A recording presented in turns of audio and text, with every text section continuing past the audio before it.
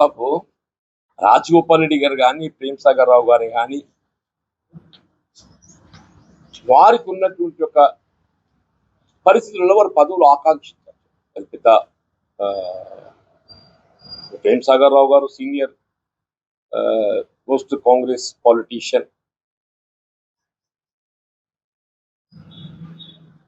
రాజగోపాల్ రెడ్డి గారు కూడా ఏదైతుందో పదవి ఆశించడం అనేది మనం దాన్ని భిన్నంగా తప్పుగా భావించడం వీలేదు. ఎవరే కానీ చెప్పండి. సరే, నా గురించి ఏదో మీరు అడుగుతారు, నాకు ఆశ్చర్యం కలుగుతుందా? ఇవాళ మొత్తం తెలంగాణ రాష్ట్రంలో I'm the senior most. Telangana రాష్ట్రం వచ్చి నాకంటే సీనియర్ ఎవరు ఉండరు అని చెప్పంటే వి హనుమంతరావు గారు ఒకరు ఉండొచ్చు. నాకంటే సీనియర్ ఎవరైనా ఉన్నారు అని చెప్పంటే కేవలం వి హనుమంతరావు గారు ఒకరు ఉండొచ్చు అనుకుంటారు. వారు ఒకరు ఉండొచ్చు కాదు, ఉన్నారు వి హనుమంతరావు. ఇవాళ జానారెడ్డి ఈజ్ ఆల్సో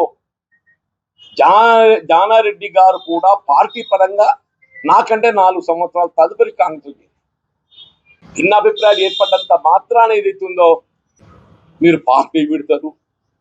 నాటువంటి గురించి మీరు మాట్లాడటానికి మీకు ఎట్లా వస్తుందే?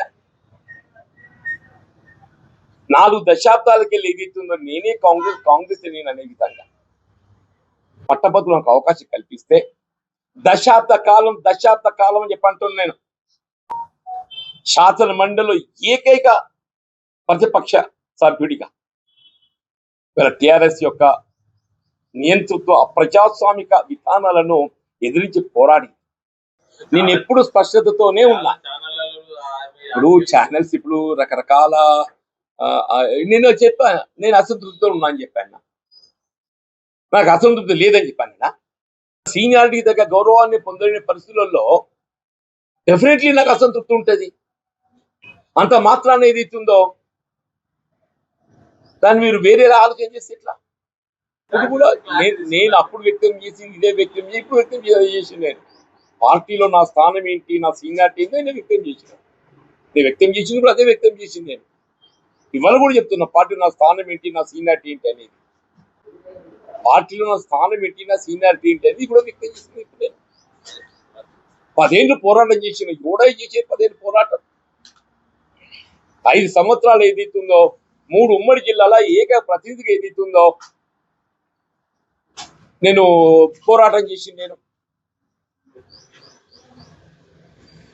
అటు శాసన సభ్యుడిగా, శాసన మండలి సభ్యుడిగా అన్కాంప్రమైజ్ రాష్ట్ర కాంగ్రెస్ అధ్యక్షుడు రేవంత్ రెడ్డి గారు ఏ స్థాయిలో పోరాటం చేసిండో, శాసనసభ పక్ష నాయకుడిగా బట్టి గారు ఏ స్థాయిలో పోరాటం చేసిండో, శాసన మండలి నాయకుడిగా నేను ఆ స్థాయిలో పోరాటం చేసి ఎవరికి తక్కువ కాదే. నేను ఆ స్థాయిలో పోరాటం చేసింది. నేను